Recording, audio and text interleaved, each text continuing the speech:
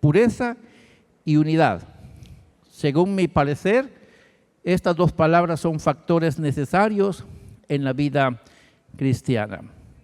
Amén. La pureza y la unidad son factores necesarios en la vida cristiana. Cuando hablamos de factores, tenemos que puntualizar lo que es algo que se pone a intermedio entre un punto y otro, que nos permite llegar a un fin. Y para que estemos con Dios, Jesús dijo que bienaventurados los de limpio corazón, porque ellos verán a Dios. Y el escritor a los Hebreos dice que seguid pues la paz con todos y la santidad, sin la cual nadie verá al Señor. La iglesia nuestra enseña que la santidad es la norma de vida de Dios para su pueblo. Y santidad es la capacidad que tenemos nosotros para estar metidos en medio del pecado sin ser afectados por el pecado. O sea que tenemos santidad cuando estamos en medio de tantas cosas que nos apetecen y nos atraen, con la capacidad de decir no a lo que sabemos que no nos compete ni nos corresponde como creyentes. Santidad no es andar así como que fuéramos una momia, bien rectecitos y sin voltear a ver nada, con los oídos tapados, ojos vendados, y que todo el mundo diga, es que ese es santo. No, eso no es santidad. Santidad es la capacidad de entrar donde quiera que esté el mal, el pecado, sin ser contaminado, pero con disposición mía. O sea, a pesar de que el pecado está allí, yo ya sé a qué decirle sí y a qué decirle no. No porque me tenga miedo con el pastor que me va a ver o se va a dar cuenta, sino porque yo sé que estoy ante los ojos de mi Señor y quiero agradar a mi Señor siempre. Así que eso tendríamos que ver con santidad. La pureza tiene que ver con eso. Y luego la unidad, que también es un factor importante. Tenemos que estar unidos a Cristo y tenemos que estar unidos como hermanos. Otro factor necesario. Si no hay unidad, es bastante imposible lograr objetivos. Así que a través de la unidad llegamos a grandes cosas. Espero que podamos entenderlo así. Tenemos un texto bíblico en San Juan capítulo 17, versículos 14 al 24. Y seguramente usted ya conoce este texto. Algunos de ustedes ya no necesitan leerlo porque ya se lo saben de memoria. Pues es la oración sacerdotal en la que Cristo oró por sus discípulos. Digo, oró por nosotros, porque también en esa oración estamos incluidos. Pero por si acaso no nos recordamos, vamos a leerlo. Y dice el texto, yo les he dado tu palabra y el mundo los aborreció. ¿Por qué razón? Porque no son del mundo, como tampoco yo soy del mundo. No ruego que los quites del mundo, sino que los guardes del mal. No son del mundo, como tampoco yo soy del mundo. Santifícalos en tu verdad. Tu palabra es verdad. Como tú me enviaste al mundo, así yo los he enviado al mundo. Y por ellos yo me santifico a mí mismo, para que también ellos sean santificados en la verdad. Mas no ruego solamente por estos, sino también por los que han de creer en mí por la palabra de ellos, para que todos sean uno, como tú, oh Padre, en mí y yo en ti, que también ellos sean uno en nosotros, para que el mundo crea que tú me enviaste. La gloria que me diste yo les he dado a conocer, les he dado para que sean uno así como nosotros somos uno. Y luego yo en ellos y tú en mí, para que sean perfectos en unidad, para que el mundo conozca que tú me enviaste y que los has amado a ellos como también a mí me has amado. Y quiero que lean conmigo el versículo 24, así bien fuerte, que la voz de todos se escuche. Y dice así, Padre, aquellos que me has dado, quiero que donde yo estoy, también ellos estén conmigo, para que vean mi gloria que me has dado, porque me has amado desde antes de la fundación del mundo. Amén. Hemos leído un texto que, según nuestro conocimiento, fueron palabras dichas por nuestro amado Redentor, Cristo Jesús. Saliendo de su boca, pues el escritor sagrado nos da testimonio de lo que pasó en esa ocasión, y San Juan, uno de los discípulos que estuvieron cerca de Jesús, pudo dar testimonio de que una vez él oró en la tierra tratando de involucrar a su gente hacia una disciplina que le llevara a un buen resultado. De esa cuenta nosotros también somos seguidores de Jesús. No sé si se dieron cuenta que en uno de los versículos que leímos, Jesús nos incluyó a nosotros también. ¿Alguien me puede decir qué versículo es de lo que leímos? Cuando Jesús también nos incluye a nosotros en esa oración. ¿Alguien lo puede ver luego? ¿Cuál versículo es? El 19 dice: y por ello yo me santifico a mí mismo, para que también ellos sean santificados en la verdad. Y el 20, ¿qué dice? Mas no ruego solamente por estos, o sea, los discípulos primigenios, sino también por los que han de creer en mí por la palabra de ellos, hasta allá en la tierra de Dios. Amén. En la tierra de la eterna primavera. Amén. Hasta donde quiera que haya gente que escuche el mensaje, hasta allí van a haber seguidores por los que Jesús ya de una vez los incluyó en su oración. Amén. Buena gente Jesús, porque pensó también en nosotros al orar por nosotros. Así que, mis hermanos, yo quiero que tomemos en cuenta este texto para hacer alguna observación. Y quizá tengamos que usar algún conjunto de palabras que nos puedan ir ayudando para al final llegar a una buena conclusión. Espero que cada uno de nosotros tomemos en cuenta lo que el Señor necesita de la iglesia para al final cumplir el propósito que Él tiene para la iglesia, y que la iglesia también logre cumplir el propósito para el cual existe en la tierra.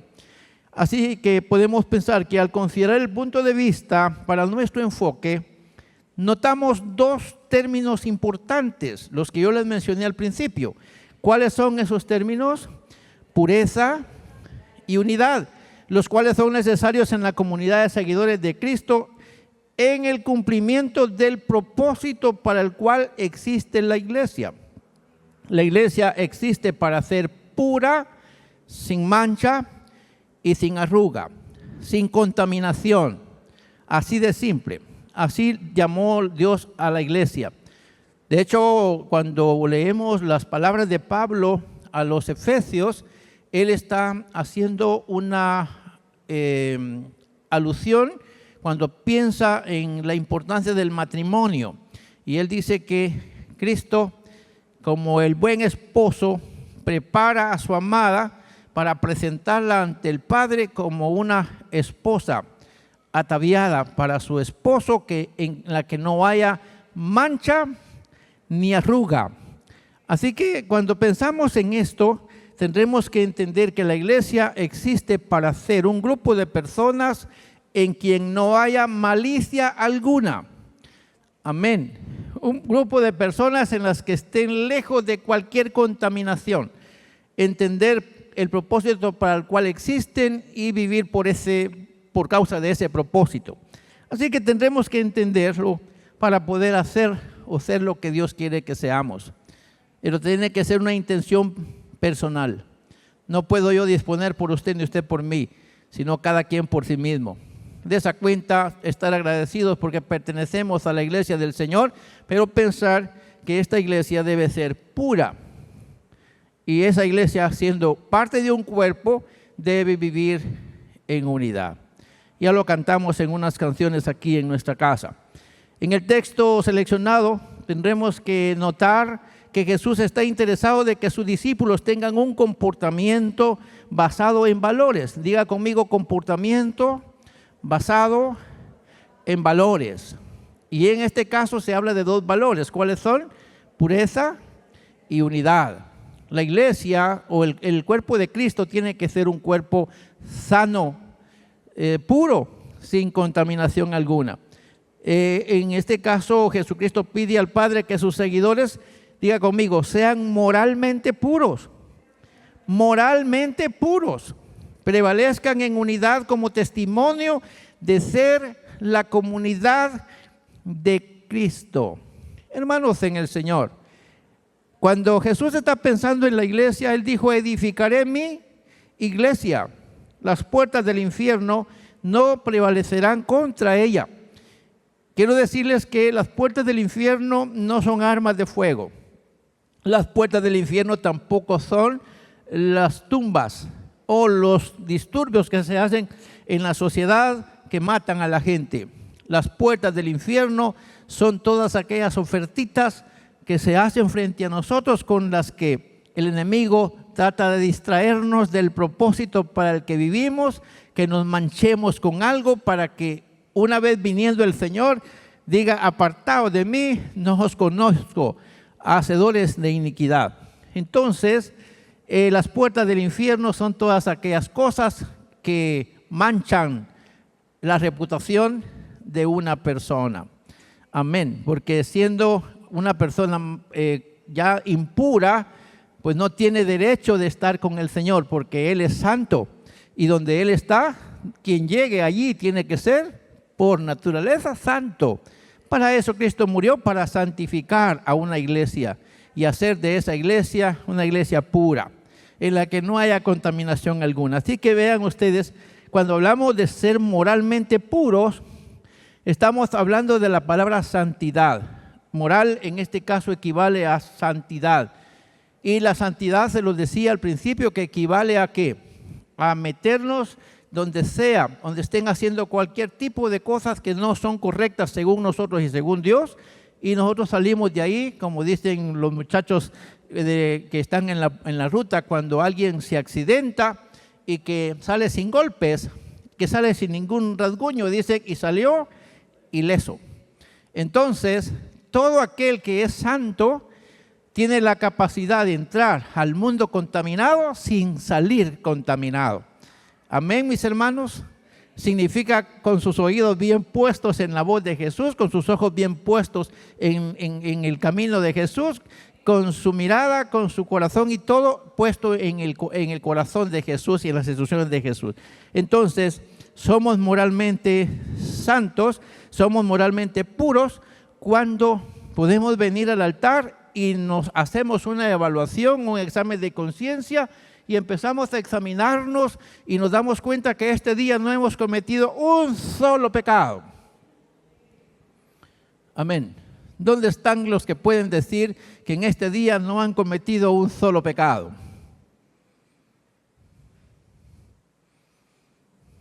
Otra vez pregunto, ¿dónde están aquellos que al preguntarles hoy, yo diría, ¿dónde están aquellos que saben en su corazón que no han cometido un solo pecado el día de hoy? No estoy diciendo durante la semana, estoy diciendo el día de hoy. Se da cuenta que todos tenemos un poquito de desconfianza de levantar nuestra mano y decir, ese examen está serio. No podemos testificar de nosotros mismos si no hemos pecado, porque tenemos nuestros oídos puestos hacia alrededor y algunas veces resultamos nosotros moviendo la piernita cuando está cantando la rocola del vecino. Y nosotros también como que de repente nos acordamos que vamos a la iglesia y paramos la mano y decimos, el Señor te reprenda. Amén. Amén. Rocolas ya no hay, ¿verdad? Pero me acordé de las rocolas. Amén. Hermanos en el Señor, moralmente puros entonces es cuando uno se presenta delante de Dios como lo hizo David, que en una vez dijo, Señor, ¿quién podrá conocer sus propios errores? Pero luego dijo, mas líbrame de los que me son ocultos. O sea, llegó un momento en el que él se sintió delante de Dios sin ningún problema, pero luego pensó, pudiera ser que yo no me doy cuenta de un error, así que aunque me siento limpio, aunque me siento bien, aunque si Cristo viene ahorita me voy con Él, pero no vaya a ser que haya alguna cosa que yo hice que no me doy cuenta, así que aunque me considero puro, de todos modos te pido perdón por algo que no sé. Tener conciencia de eso, entonces apartarnos del pecado, eso significa entonces moralmente puros. Y luego prevalecer en unidad, porque el que la iglesia prevalezca en unidad da testimonio de que esa iglesia que se mantiene unida, diga conmigo, da testimonio de ser la comunidad de Cristo. ¿Recuerdan que les pregunté si hay un versículo de lo que leímos, si Él nos incluyó también a nosotros en esa oración? Y ustedes dijeron que sí. Él nos incluyó en esa lista de oración. Entonces, si Él nos incluyó en esa lista de oración, es que también nosotros somos derechosos a formar la comunidad de Cristo. Lo digo de otra manera, a formar parte de la familia de Cristo, de la familia de Dios. De esa cuenta, si Cristo era una persona sin pecado, también la iglesia tiene que serlo. ¿Cuesta? Sí, pero tendremos que luchar. Así que, hermanos amados, cuando hablamos de la palabra pureza, estamos hablando de la ausencia de mezcla con algo. Cuando usted va a tomarse un vaso con agua, lo primero que hace es levantar el cristal y ver si no tiene alguna cosa. Y algunos somos tan mañistos que apenas miramos un mosquito y luego decimos, ese vaso está sucio. Apenas es una cosa pequeña. O que de repente a alguien se le ocurrió comer pollos en proceso. Y entonces, cuando se lleva el vaso a su boca, el vaso como que no lo limpiaron muy bien y se da cuenta y dice, este vaso huele mal.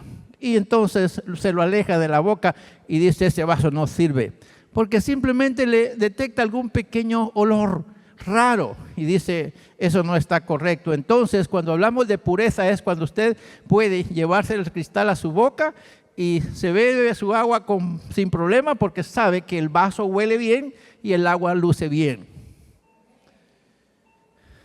¿Alguien está familiarizándose con lo que estoy diciendo? Entonces somos vasos del Señor. Y si de repente el Señor quiere venir y oler este vaso, ¿cómo lo va a encontrar? ¿Con qué olor lo va a encontrar? Amén. Que sienta olor agradable, pero algunos de nosotros tenemos mal olor, mis hermanos. Y cuando Él viene y quiere usar nuestros vasos, esos vasos huelen mal. Tenemos que cuidarnos de eso, que el Señor se agrade cuando nosotros estamos ante su presencia y que Él sienta, como dice mi hermana, un olor agradable. Porque pureza es igual a decir integridad moral. Pureza es igual a decir integridad moral. O sea, por fuera y por dentro soy igual. Integridad es aquel valor que usted puede estar en cualquier sitio haciendo lo que sabe hacer sin temor a que alguien lo señale. Estando solo o estando acompañado, usted está haciendo las cosas correctas. Eso simplemente es integridad. En la terminología cristiana, el término pureza indica, en sentido general, integridad moral. Por cierto, honestidad, ausencia de malicia. Ausencia de malicia.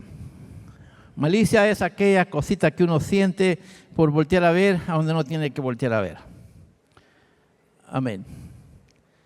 Uno siente aquel apetito de hacer lo que no debe hacer.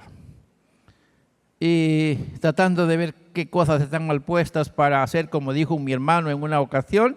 Recuerdo, estaba predicando acerca del cuidar la vista. Y digo, hermanos, a veces no tenemos culpa en que al voltear a ver miramos algo mal puesto, pero el problema no sería tanto en la primera mirada, sino en volver la vista a ver qué fue lo que vi. Y entonces el hermano en son de broma me dijo, bueno, si la primera mirada no es tan mala, entonces hay que tardar más en la primera. Porque la mala es la segunda.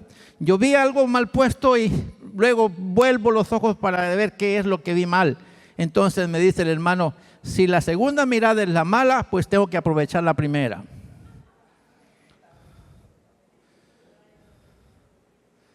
¿Qué piensa usted de ese corazón? ¿Es un corazón puro?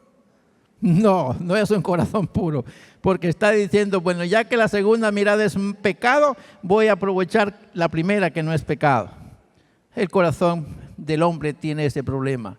Yo dije algún día de estos, tengo miedo al corazón del hombre, porque dice la Biblia que engañoso y perverso es. ¿Quién lo conocerá?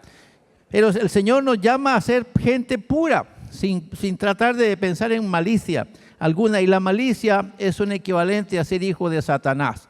Alguien que tiene malicia en su corazón está influenciado por el diablo. Por lo tanto, tiene que cuidarse de ese tipo de espíritu. Bueno, unidad en la iglesia. Pensamos que la unidad es un estado de conexión. Diga conmigo, conexión. ¿La unidad qué es? Un estado de conexión.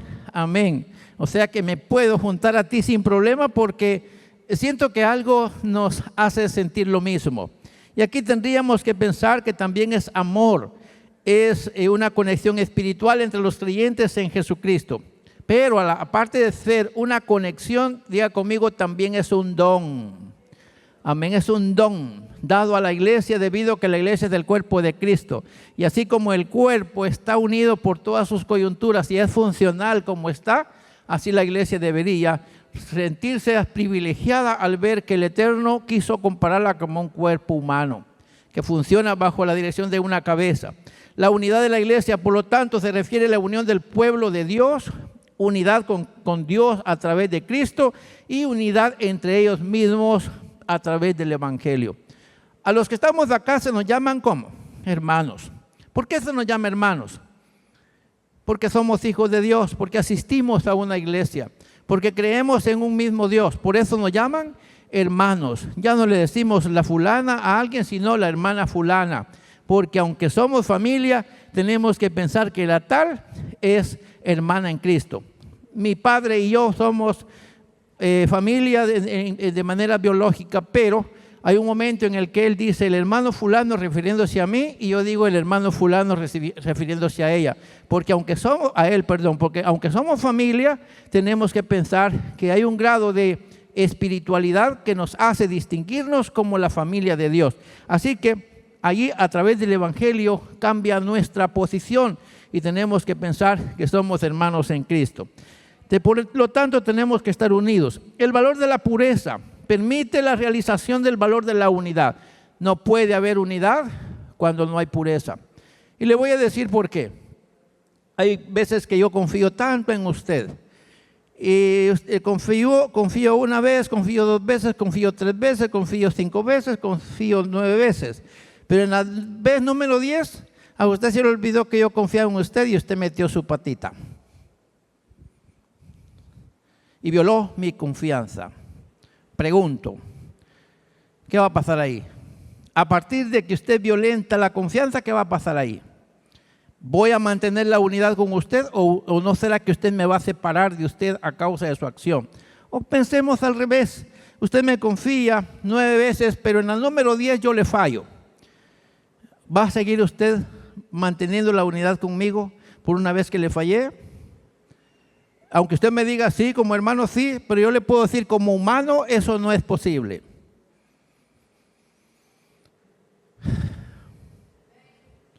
Y decía mi hermano, Dios perdona, pero la gente no. Digan lo contrario si quieren. Dios perdona, pero la gente no olvida.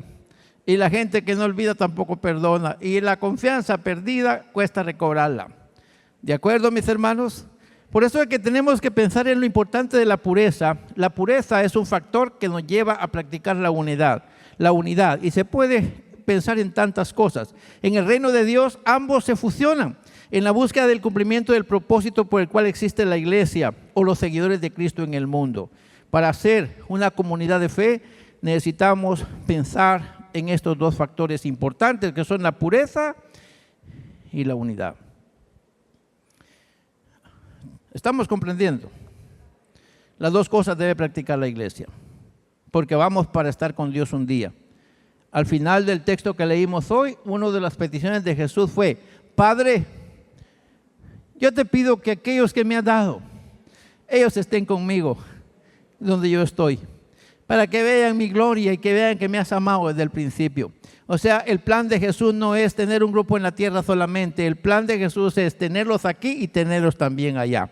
Por eso exige esos asuntos. Y veamos, mis hermanos, ya dentro del texto que leímos. Jesús dijo que sus discípulos no son del mundo. O sea que no pertenecen al sistema propiciado por Satanás y que corrompe al ser humano. Están a manera de incursión en el mundo. O sea que los cristianos no deben revolverse con los del mundo. ¿Por qué no me dijeron amén? Los cristianos no deben revolverse en comportamiento con los del mundo. El mundo se ha metido a la iglesia y hay gente que lo mismo es aquí, lo mismo es allá. Lo mismo es allá y lo mismo es aquí. Lo único que aquí no dice palabras malas, pero en su casa sí las dice, y grandes.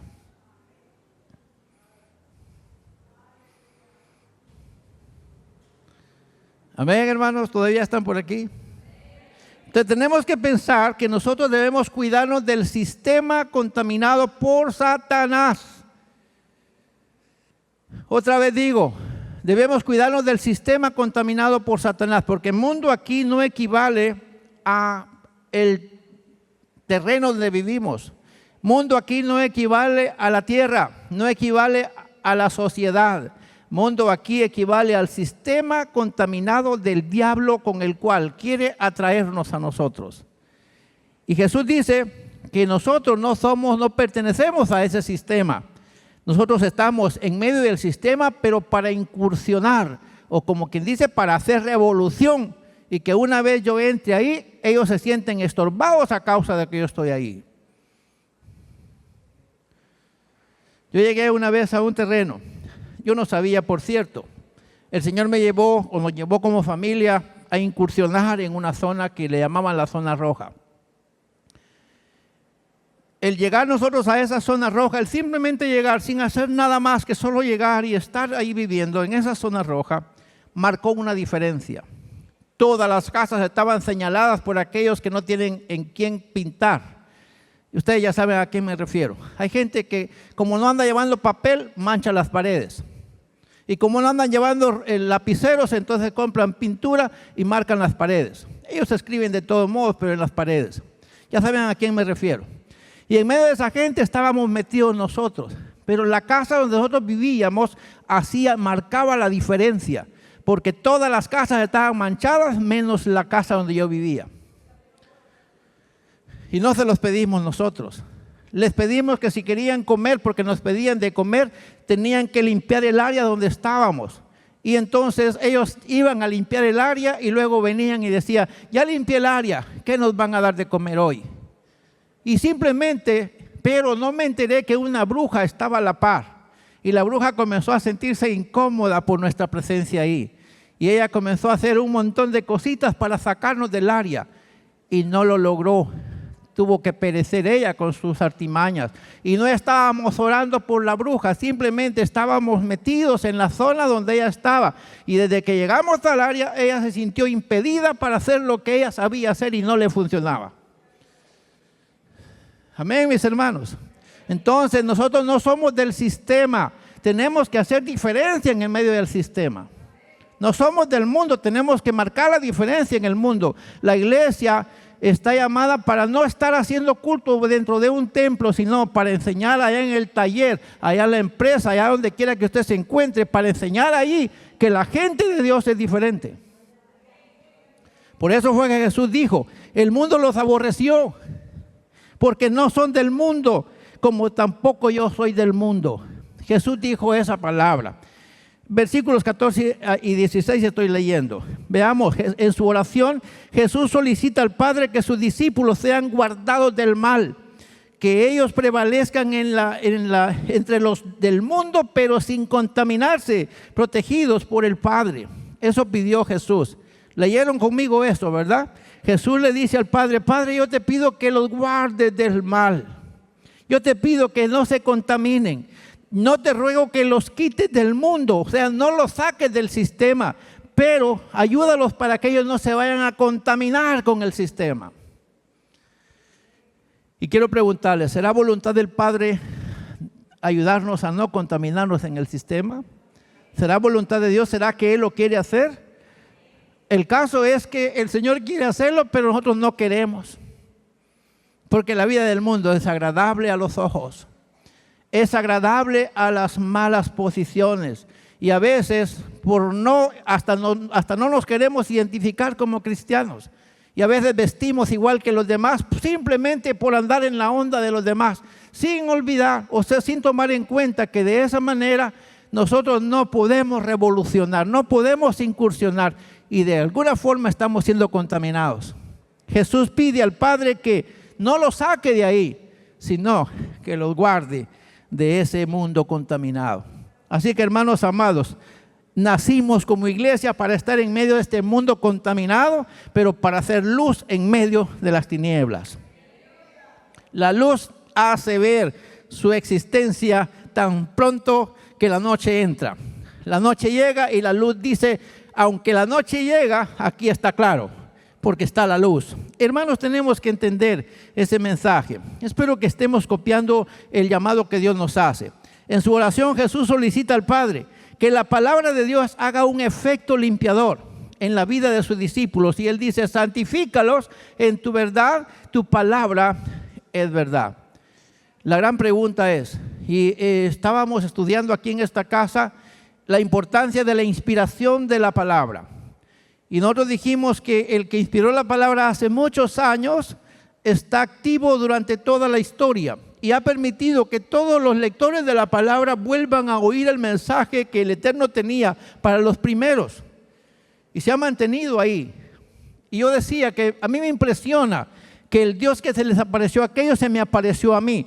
Pero el Señor que se le apareció a aquellos y se me apareció a mí no lo hizo de otra manera, sino lo hizo usando esta palabra. Leyendo esta palabra yo me enteré que hay cosas que yo debo hacer de acuerdo a la voluntad del Señor y hay cosas que si las hago ofendo a mi Señor. Por lo tanto, el Espíritu viene y me da entendimiento para que yo oiga el mensaje hoy. Y a través del mensaje que está escrito en este libro, yo puedo purificar mi vida. La iglesia nuestra cree que la santificación se efectúa por fe en la sangre de Jesucristo a través de la dirección del Espíritu y a través de la palabra. No podemos hacer de otra manera una santificación. Entonces, mis hermanos, la palabra de Dios es un fundamento, es un elemento que nos ayuda para entender qué cosas tenemos que tirar y qué cosas tenemos que acaparar. Así que cuidémonos. Jesús pide al Padre que sus discípulos sean purificados, santificados en su verdad y dice, tu palabra es verdad. Quisiera tener bastante tiempo, pero avancemos. En su oración Jesús recalca la necesidad de que sus discípulos puedan incidir en el mundo. En el versículo 18. Y Jesús dice las siguientes palabras, como tú me enviaste al mundo, así yo los he enviado al mundo. Y esto equivale a la humanidad que está inmersa en medio de un sistema corrompido. Aquí hay dos formas de ver el mundo. Mundo que tiene que ver con la humanidad y mundo que tiene que ver con el sistema corrompido. En el mismo ser humano hay una enfermedad influenciada por el diablo. Y entonces el Señor dice, tú me enviaste al mundo. Y luego así también yo los he enviado al mundo. Jesús vino a un mundo corrompido. ¿Sabe eso? A una sociedad corrompida, pero la pregunta es, ¿se corrompió Él? ¿Cuántos creen que Él se corrompió? No se corrompió. Y por eso le está diciendo, tú me has enviado al mundo y yo también los he enviado al mundo, porque Él tenía que irse. ¿Y quiénes iban a quedar representándolo? ¿Quiénes iban a quedar representándolo cuando Él ya no esté? Diga conmigo, nosotros. Porque aunque en aquel tiempo fueron los discípulos de ese momento, pero en su oración dijo, Padre, yo no te pido solo por estos, porque estos se van a morir igual que yo.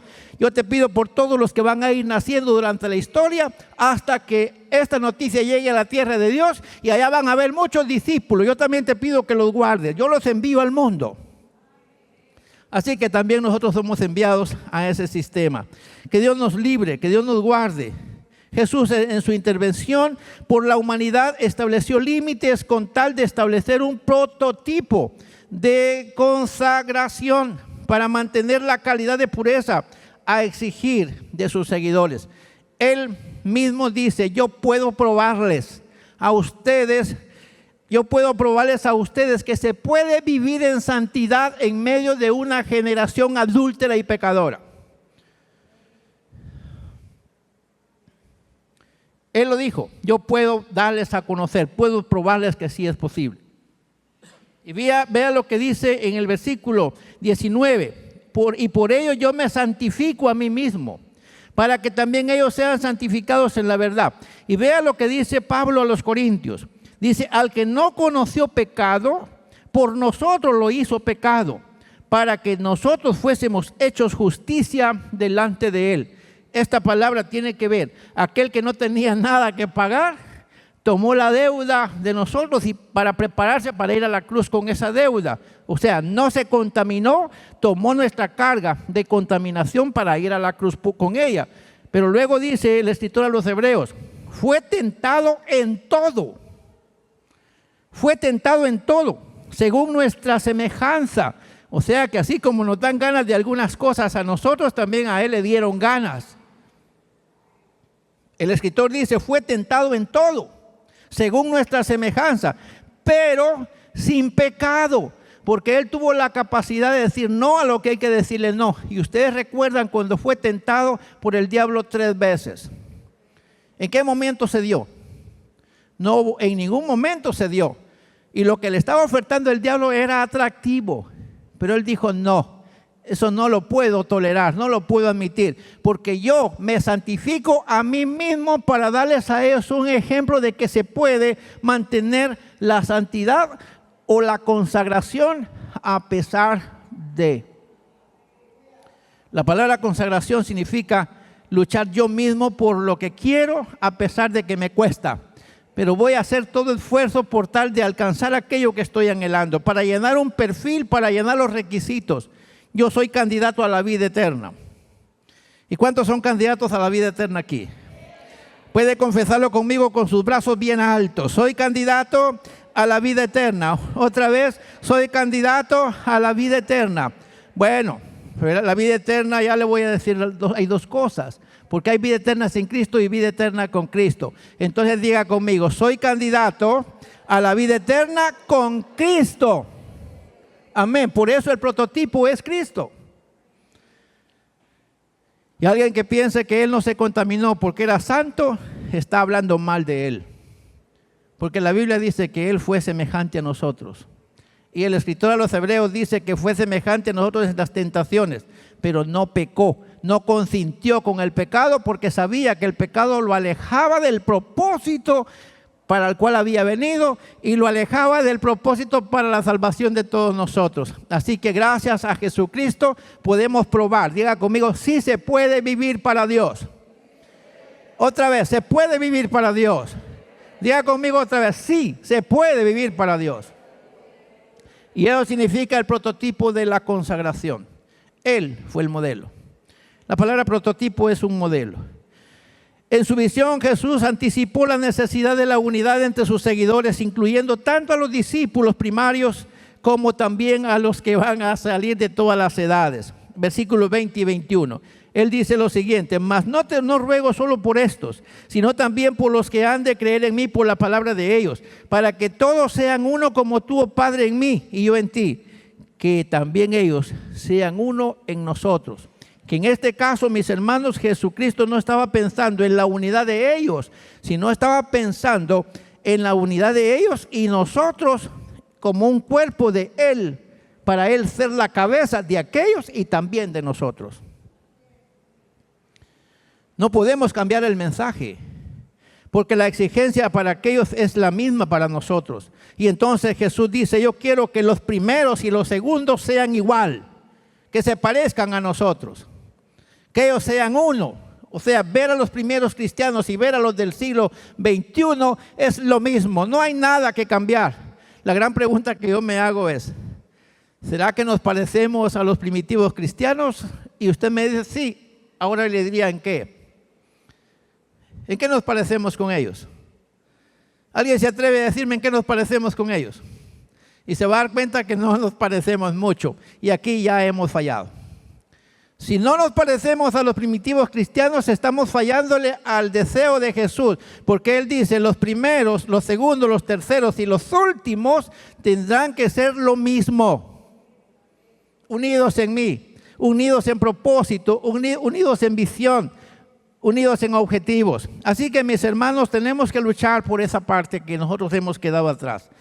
Jesús está tratando de establecer entonces la razón del por qué son necesarios los valores de la pureza y la unidad. Establece, en este caso, un mensaje contundente para ilustrar la importancia del Evangelio. Un mensaje contundente. Hermanos amados, Jesús le dijo a sus discípulos: para que el mundo crea que tú me enviaste. La gloria que me diste yo les he dado a conocer, para que sean uno, así como nosotros somos uno. Yo en ellos y tú en mí, para que sean perfectos en unidad, para que el mundo conozca que tú me enviaste. O sea que la pureza y la unidad, a quien honran es a quién. ¿A quién honran la pureza y la unidad? ¿A quién honran la pureza y la unidad?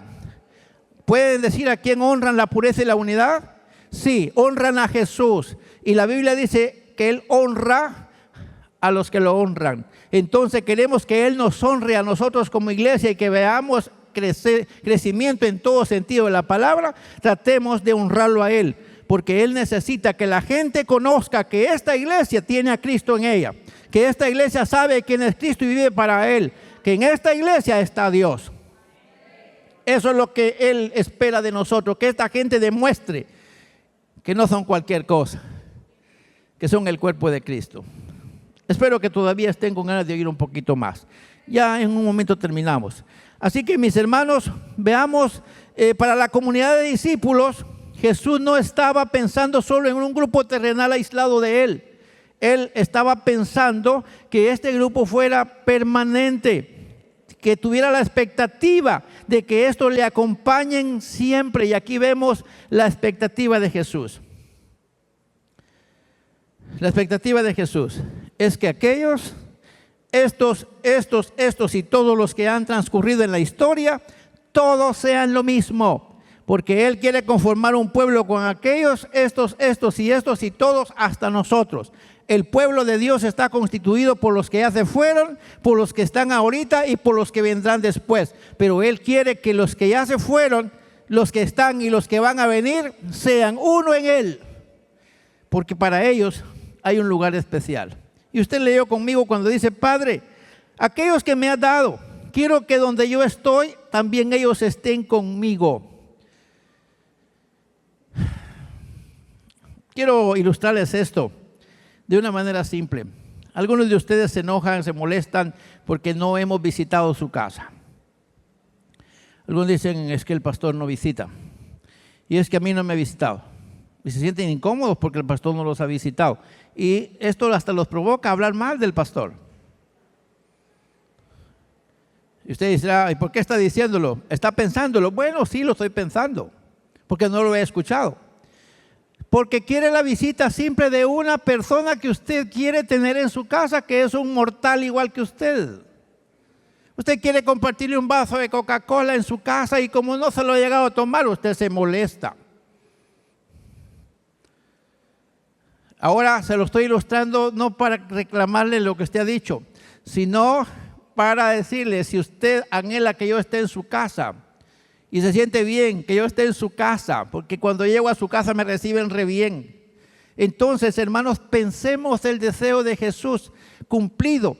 ¿Y cómo parecería si el pastor me bendice cuando llega a mi casa? ¿Cuánto más me bendecirá si me doy cuenta en la casa donde estoy está Jesús? Amén. Si el hombre mortal nos bendice y nos alegra cuando llega a visitarnos, ¿cuánto más el que constituye los pastores? Amén. Entonces, Él no está hablando de cualquier cosa. Él dice: yo quiero que los que me diste estén conmigo donde yo estoy. Y les ilustré nada más de esa forma porque si usted se siente bien con la visita de un hermano que le llega a tocar la espalda y decirle: vámonos para adelante, ¿cómo no nos sentiríamos con la presencia del que nos salvó? Entonces es un gran deseo. Amén, diga conmigo: gran deseo el de Jesús. Otra vez, gran deseo el de Jesús. Pero tiene que ser un gran deseo también el mío, porque Él dice que para estar con Él tenemos que vivir en pureza y en unidad. Y esos son los asuntos que tenemos que tratar de practicar. Jesús está diciendo entonces que este pueblo no solo lo quiere para que le cante bonito cuando se reúne, sino para que este pueblo un día esté con él por la eternidad. Ya se imaginará usted cómo se va a sentir el de privilegiado cuando le diga al Padre, aquí están los que me diste. Pablo así lo ilustra. Dice que llegará el momento cuando el Hijo entregará al Padre toda la cosecha que él tuvo en su tiempo. Llegará el momento, hermano y hermana, que el mismo hijo va a entregar el reino a su papá y le va a decir, Padre, aquí vengo con la obra que me diste y la he terminado. Y aquí están todos los redimidos de la tierra. Y la Biblia dice que los redimidos de la tierra le cantarán por los siglos de los siglos y dirán al que era, al que es y al que ha de venir, el que nos ha redimido con su sangre, el cordero, el inmolado. Él es digno de abrir sus sellos porque nos ha comprado con su sangre y habrá una canción eterna para él. Y él dice que entregará a su Padre esa obra. Hermano amado, visualícese usted en medio de esa multitud de personas que diga conmigo, son el deseo de Jesús que nosotros estemos ahí. Otra vez lo digo, es el deseo de Jesús que nosotros estemos ahí. Otra vez lo digo, es el deseo de Jesús que nosotros estemos ahí. Y tenemos que luchar por concederle ese deseo. Amén. Luchemos por concedérselo. Y un día cuando Él empiece a entregar el reino a su Padre y le diga, Señor o Padre, aquí está todo lo que me permitiste hacer. Y entonces seremos felices para siempre. Tenemos que ser puros y tenemos que estar unidos. Y así que para ir terminando, en vía de finalizar nuestra conexión o nuestra reflexión para hoy, tenemos que llegar a algunas conclusiones, pocas. Debemos tomar en cuenta que en su oración, diga conmigo, Jesús interviene en favor de sus seguidores. Otra vez, Jesús interviene en favor de sus seguidores. Nosotros como Iglesia de Dios creemos que Jesucristo vino a la tierra, nació a través de un vaso que Él utilizó, pero hizo su ministerio, murió y fue sepultado, pero también resucitó de entre los muertos y vive por los siglos de los siglos. Y dice que ascendió a los cielos y está a la diestra del Padre como nuestro intercesor. Amén. O sea, Jesús no solamente intercedió allá en el capítulo 17 de San Juan hace muchos años. Él aún, diga conmigo, interviene en favor de sus seguidores. ¿No lo creen? Él interviene a favor de nosotros. O sea que la ayudadita que el Espíritu Santo nos da, mis hermanos, diga conmigo, es obra de Jesús. La ayudadita que el Espíritu Santo nos da es obra de Jesús. Porque Él está interesado, estos que me diste que estén conmigo, para que vean mi gloria, que vean lo que me has dado desde el principio y que ellos gocen juntamente conmigo. Estoy tratando de visualizar así. Hay una realidad espiritual en el mundo terráqueo. Tenemos que ver que hay un sistema y a la vez un tremendo campo de batalla. Hay veces que nosotros vamos ya casi tocando las puertas del cielo. Y viene el diablo con una tentación y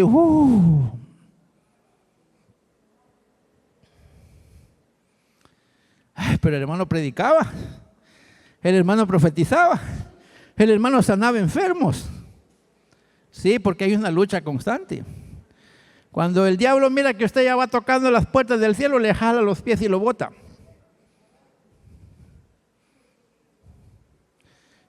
Tiene que estar usted bien definido para no permitirle, y cuando el diablo se le acerque a los pies y lo quiera botar, que le deje ir unos cuantos. Amén, mis hermanos. Y aunque usted le provoque risa, tómelo en el sentido espiritual. Cuando el enemigo llegue a su corazón y le diga, déjame entrar, dígale, no, no, no. Porque Cristo mora en mí, aquí no hay lugar para ti. Y entonces usted está manteniendo el derecho, porque hay un campo de batalla que no lo podemos negar. Por un lado queremos servir al Señor y estamos bien felices aquí, diciendo que contento estoy en mi corazón, al cielo voy a hacer mi canción. Y al llegar a su casa se le quebró la taza que su abuela le regaló. Y se la quebró quien no se la tenía que quebrar y ya se armó el gran problema en la casa. Se le olvidó que contento iba para el cielo. ¿Le pasa o no le pasa? ¿A quiénes les estoy hablando? Hay un campo de batalla todos los días. Diga conmigo, mientras queremos hacer la voluntad de Dios. Dígalo conmigo, mientras queremos hacer la voluntad de Dios, hay un enemigo que nos quiere botar. Pero esta tarde decimos que el Señor los reprenda y nosotros nos llenamos de la presencia del Señor y declaramos que estamos en el mundo, pero no somos del mundo. Amén, estamos santificados en Él mediante la palabra y la intervención del Espíritu Santo, y lo que somos no es porque podamos, sino porque Él con nosotros podemos. Todo lo puedo en Cristo que me fortalece. Y voy a luchar por lo que quiero. Diga conmigo, voy a luchar por lo que quiero. Otra vez, voy a luchar por lo que quiero. Otra vez, voy a luchar por lo que quiero. Ahora dígalo conmigo, voy a luchar por lo que merezco. Dígalo conmigo, voy a luchar por lo que merezco. Merezco el cielo con mi Dios porque Él lo está pidiendo. Amén, y voy a luchar por eso. Cuando el enemigo se me acerque, yo le voy a demostrar que soy capaz de luchar por mi salvación porque sé para dónde voy. Y eso es lo que todos tenemos que hacer. Esforzarnos por lograrlo. Y eso requiere valentía. Por eso dice la palabra de Dios que el reino de los cielos sufre violencia. ¿Y quiénes lo arrebatan? Los cobardes. Me equivoqué. Los valientes lo arrebatan. Eso significa que yo miro al diablo todo feroz sobre mí y le digo, el Señor te reprenda. No tienes parte ni suerte conmigo. Y voy para adelante. En las luchas y en las pruebas, la iglesia sigue renegando. Me equivoqué. La iglesia sigue avanzando. Amén, mis hermanos, la iglesia sigue predicando. No importa, tenemos un enemigo que lucha por botarnos, pero diga conmigo, estamos en victoria. Y aunque el diablo no quiera, estamos en victoria. Somos más que vencedores por medio de aquel que nos amó, a quien sea la gloria y la honra por los siglos de los siglos. Amén. El deseo de Él es que estemos con Él. Y diga conmigo, si el deseo de Él es que estemos con Él, también nuestro deseo lo es. Porque Jesús interviene en favor de los seguidores. O sea, no pasó en aquel día orando por nosotros, sigue intercediendo por nosotros. Así que somos afortunados. Las fuerzas de abajo están al mando de Satanás y las que están bajo la autoridad de Dios están en guerra constante. Nosotros tendremos que entender que aunque el enemigo trata de jalarnos, nosotros sabemos qué queremos y allá vamos para adelante. Un paso para atrás y 5 para adelante. No dice como alguien dice, doy 3 para adelante y 1 para atrás. No, es que como humano hay veces que me resbalo, pero luego me entero que el resbalón me jaló 1 metro hacia atrás y luego doy un salto que voy 3 metros adelante. En serio, tenemos que ser inteligentes, avanzar un poquito y que no se dé cuenta aquel que le estoy ganando terreno. En el nombre de Jesús. Así que, hermanos, puede decir conmigo esto último. Cristo está buscando la liberación de los humanos. ¿Y sabe qué quiere Él? Un día, alejarlo a usted de esta realidad. Hermanos, por el amor de Dios, un día ya no tendremos pena de estar en esta lucha. ¿Cuántos creen eso? Un día ya no tendremos pena de estar en esta lucha. Ahorita luchamos contra el pecado. Luchamos contra las tentaciones, contra los problemas, pero un día llegará en que eso quedó atrás. Cuando estemos con el Señor por la eternidad. En virtud de la realidad de la guerra espiritual, Jesús oró por sus discípulos. Amén. Jesús oró por sus discípulos, incluyendo a quienes los seguimos hoy en día. Su oración incluyó a la urgencia de que los creyentes escogidos sean guardados del poder de Satanás. ¿Qué fue lo que pidió Jesús? Que sus discípulos, que los creyentes escogidos sean guardados del poder de Satanás. Hermanos, en el Señor les tengo una buena noticia. Si no fuera por la gracia de Dios, usted ya no estuviera aquí. Pero la gracia del Señor le ha cubierto. Y hay guerras que usted ni cuenta se ha dado que están peleadas por usted. Hay veces que usted piensa que usted está aquí porque es inteligente y es de palabra. Yo me atrevo a decirle que no es cierto eso. Está de pie porque el intercesor sigue de pie a la par de usted. Amén. Y si lo cree, denle un aplauso a él porque es un campeón, demostrando que ama a su pueblo y está con nosotros. Así que aquí está pidiendo que sean apartados para Dios, haciéndolos puros y santos y que los seguidores de Cristo de todas las edades, diga conmigo, cumplan el propósito para el cual existen, que estén unidos entre sí y también unidos con el Eterno. Así que, mis hermanos, un día se llegará en que ya no batallaremos. Por el momento hagámoslo. Nos corresponde entonces a nosotros tener la convicción para discernir en qué bando estamos. Hágase una evaluación, a ver si sus obras a quién se parecen. ¿Se parecen a los hijos de Dios o se parecen a los hijos del otro? Porque por sus obras se conoce el árbol, o el fruto, por su fruto se conoce el árbol, y por sus obras se conoce el cristiano. ¿En qué bando estamos? Es una pregunta que deberíamos hacernos. Tratar de permitir al Eterno que nos ayude a vivir en santidad. Y seguramente los que tienen el mismo fin se verán estimulados a propiciar la unidad, la cual nos ayudará a ser una iglesia con propósito. Yo quiero ser una iglesia con propósito. O sea, una iglesia que sabe para dónde va. Yo no quiero ser parte de esta iglesia solamente. Me encanta saber que soy de esta iglesia. Pero no quiero estar en esta casa toda la vida. No quiero estar en esta casa hasta que me vaya de aquí, de este mundo. Yo quiero un día, si me voy de esta tierra, irme con el Señor para estar con Él por la eternidad. Significa una iglesia con propósito que sabe para dónde va y lucha por lograrlo.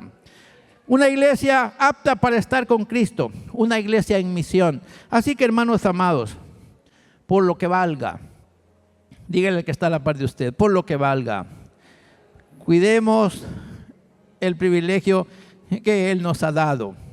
Dígale a los hermanos que están a la par de usted, por lo que valga, luchemos por concederle el deseo a Jesús, de tenernos junto a Él por la eternidad. Por lo que valga, tratemos la manera de que la oración de Él sea contestada.